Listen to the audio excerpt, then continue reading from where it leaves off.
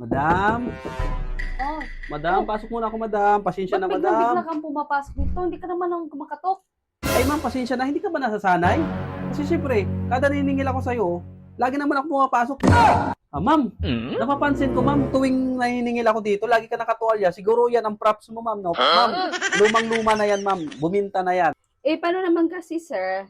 Lagi ka naniningil dito ng timing ka, nakaganito ako.